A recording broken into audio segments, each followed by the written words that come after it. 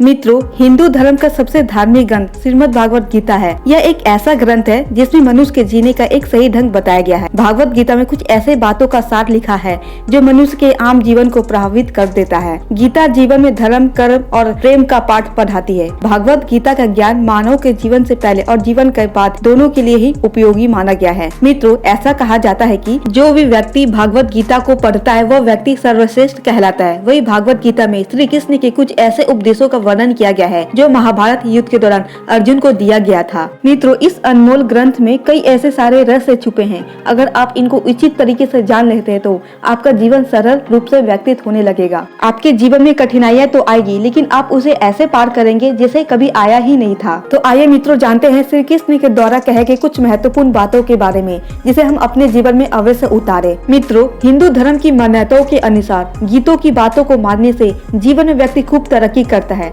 भागवत गीता में श्री कृष्ण ने बताया है कि इंसान का पतन कब से शुरू हो जाता है। गीता में श्री कृष्ण कहते हैं कि व्यक्ति का पतन उस समय से शुरू हो जाता है जब वो अपने को गिराने की सलाह गैरों से लेना शुरू कर देता है। इसके अलावा जब सरल व्यक्ति के साथ छल करते हैं तो आपकी बर्बादी उनके द्वार खुल जाते हैं।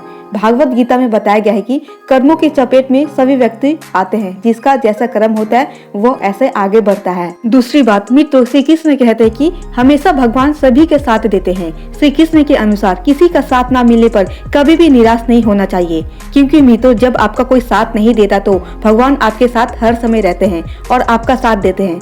जब अत्याचारों को मुस्कुरा कर सहा जाता है तो इंसान का बदला स्वयं भगवान लेते हैं। गीता में श्री कृष्ण ने कहा है कि मनुष्य को कभी भी किसी भी चीज के लिए अहंकार नहीं करना चाहिए, क्योंकि अहंकार मनुष्य वो सब करवाता है जो उसके लिए सही नहीं होता। व्यक्ति का अहंकार ही विनाश का सबसे बड़ा कारण माना जाता है। तीसरी बात, मित्रों, श्री कृष्ण कहते हैं फल की इच्छा के बिना कर्म करना। मित्रों, गीता के माध्यम से भगवान श्री कृष्ण ने अर्जुन को अनासक्त कर्म करने की प्रेरणा दी थी, यानी फल की इच्छा किए बिना कर्म करना। जो व्यक्ति फल की चिंता किए बिना ही अपना कर्म करते रहता है, भगवान उस पर हमेशा कृपा बनाए रखते हैं। इसका प्रमाण आपने अपने ही निजी जीवन में प्रस्तुत किया है। इसका प्रमाण आप देख सकते हैं कि जब आप कठिन समय में हो और एक बार भगवान को याद कर ले तो वो कठिन समय ऐसे निकल जाता है जैसे आपको पता ही नहीं चला ये कठिन समय आया ही कब था। मित्रों, यदि आपको और एक प्रमाण देकर समझाए तो अर्जुन जब महाभारत के युद्ध में अकेले खड़े थे तो उस समय सिर्फ श्री कृष्ण ने ही उनका साथ दिया था, और जब द्रौपदी का चीरहरण हुआ था तो सारे सभा में उपस्थित रहते हुए भी